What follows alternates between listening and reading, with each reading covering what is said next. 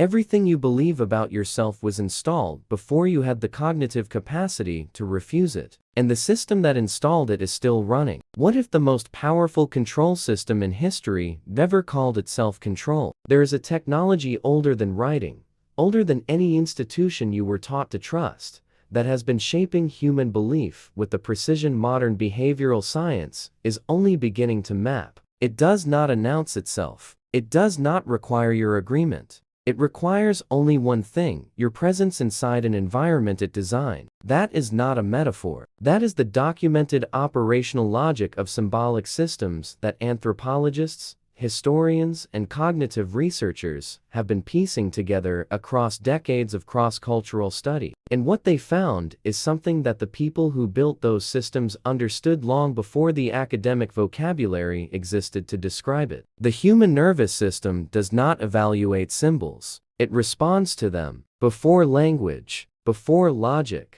before the part of you that thinks it is making a decision has a chance to weigh anything at all. Applied occult knowledge in modern life did not begin with secret societies or esoteric manuscripts locked in restricted archives. It began with the observation that certain shapes, certain proportions, certain patterns of sound and light produce specific emotional states in human beings regardless of cultural background, regardless of education, regardless of conscious intent. That observation is ancient. The people who made it kept it close and passed it forward deliberately. Here is what almost no one notices. The gap between ancient symbolic systems and modern interface design is not a gap of knowledge. It is a gap of branding. The knowledge transferred. It was absorbed into architecture, into political ceremony, into advertising, into the algorithmic logic that decides what you see, in what sequence, at what moment of emotional receptivity. Egyptian temple architecture was not decoration.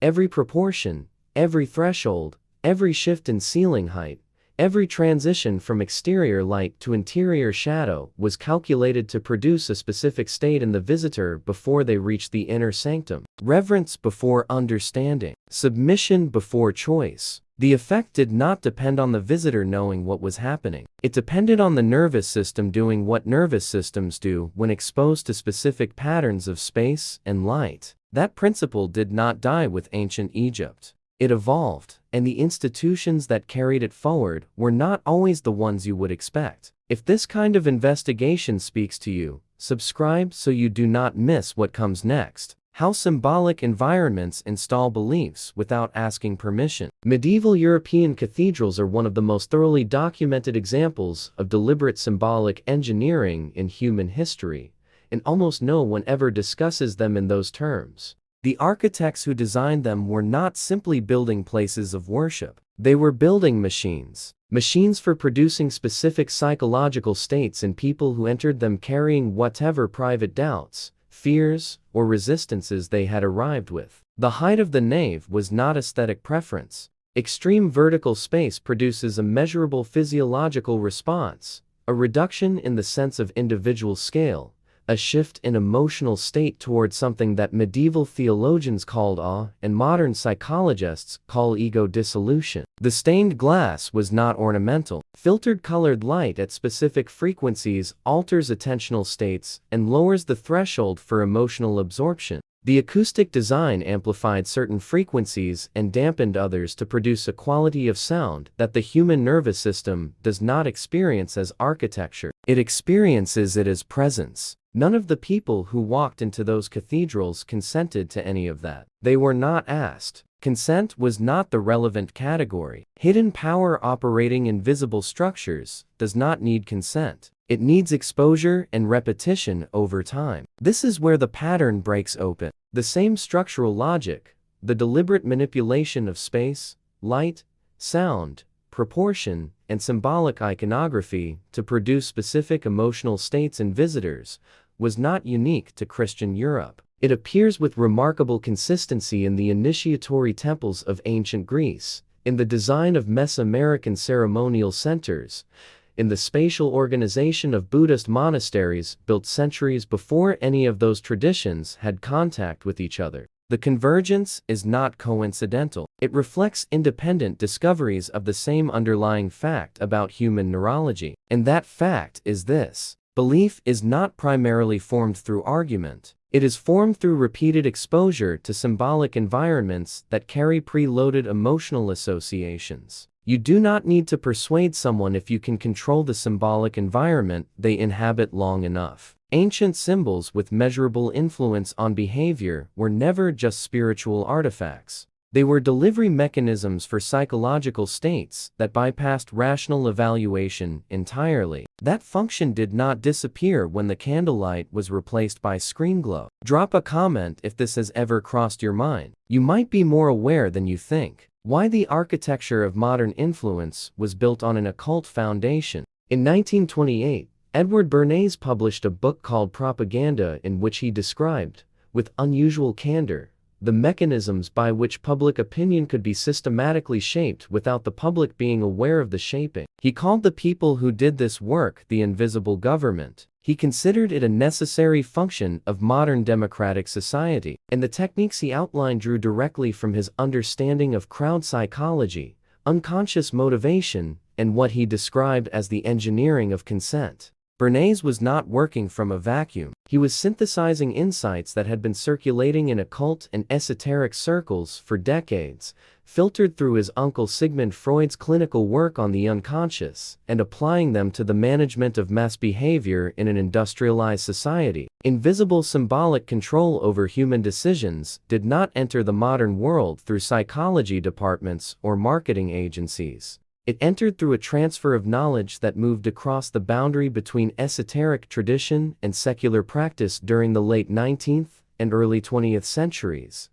a period when the line between occult philosophy and the emerging science of the mind was genuinely and productively blurred. The Hermetic Order of the Golden Dawn, the Theosophical Society, and the various initiatory orders that proliferated during that period were not simply spiritual clubs. They were laboratories for the applied study of symbolic influence. Their members included artists, writers, scientists, and intellectuals who were systematically exploring how symbolic environments altered consciousness and behavior. Some of those members moved into advertising, architecture, film, and political communication, and brought that understanding with them. But here is what almost no one follows to its conclusion. The techniques that moved from esoteric practice into mass communication did not move neutrally. They moved with a logic embedded in their origin, that most people are not operating at the level of conscious symbolic awareness, and that this gap between what is operating on them and what they believe is operating on them is the space where influence lives.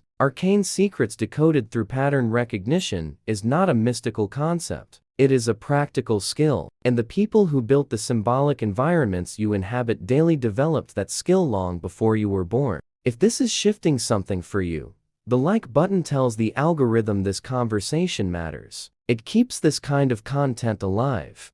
What if your beliefs were never yours to begin with? There is a specific moment in the study of symbolic systems when the theoretical becomes uncomfortably personal. It is the moment when you stop asking how beliefs were installed in other people, in ancient populations, in medieval congregations, in 20th century consumers, and start asking about the beliefs you currently hold with the most certainty, the ones that feel most like you. Ancient magic reframed through modern psychology points toward something that neither tradition fully articulates on its own. Magic, in its most rigorous historical usage, was the practice of deliberately engineering symbolic environments to produce changes in consciousness and behavior. Psychology, in its most rigorous contemporary usage, studies how consciousness and behavior are shaped by environments the subject does not evaluate consciously. The overlap is not metaphorical, it is structural. They are describing the same phenomenon from opposite directions. And the phenomenon is this: the beliefs that feel most fundamental to your identity, your sense of what is real, what is valuable, what is possible, what kind of person you are, were not formed through your conscious evaluation of evidence. They were formed through your early and repeated exposure to symbolic environments that carried strong emotional associations, at an age when you had no cognitive capacity to evaluate those associations critically. That is not a controversial psychological claim. It is textbook developmental psychology. What is less frequently stated is that the process did not end at childhood. Symbolic environments that operate below the threshold of critical evaluation continue to shape belief throughout adult life. The flag and the anthem, the brand and its visual identity, the political image and its carefully engineered emotional framing, the algorithmic feed and its precision-targeted triggers. This is where the pattern lands with full weight. How belief systems shape perception without awareness is not a historical question about ancient temples. It is a present-tense question about the symbolic environment you inhabited this morning before you were fully awake. The notifications. The first images on your feed. Every one of those elements was placed by a system that knows, with statistical precision, what emotional state those elements will produce in someone with your pattern of prior engagement. The cathedral was designed by architects who understood symbolic influence. The feed was designed by engineers who studied the same principles with better measurement tools. Neither one asked you first. How conscious symbolic awareness becomes the only form of real agency. There is a concept in Western esoteric tradition closest to what some practitioners called the willed gaze. It referred to the capacity to look at a symbol and know, simultaneously, what automatic response it was designed to produce and what response, if any, you actually chose to have. Not immunity, not detachment, simultaneous awareness of the mechanism and the experience. Occult awareness applied to professional and personal decisions was never, in its serious historical forms, about gaining supernatural power. It was about developing the perceptual capacity to see what was operating in the environment before reacting to it as if that operation were reality. The practical implications are not mystical. They are measurable. A person who recognizes that a symbolic environment was designed to produce a specific emotional state before rational evaluation is not immune to that state, but they have a fraction of a second that an unaware person does not, and in that fraction of a second, something can happen that the system was not designed to accommodate. A question, not a large question, just the smallest possible question. Is this response mine, or is it the environment's? Hidden meaning in everyday symbols and rituals is not hidden because it was buried.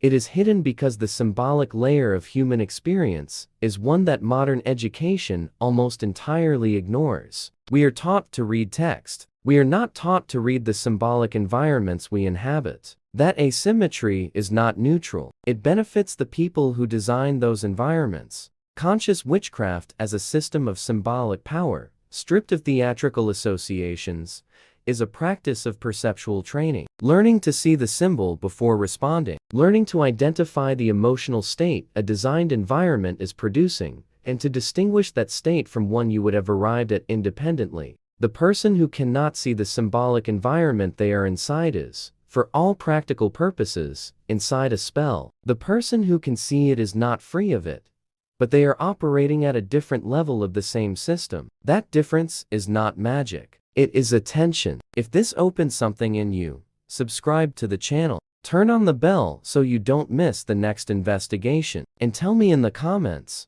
what part of this are you still thinking about? The symbol only controls what cannot see it for what it is.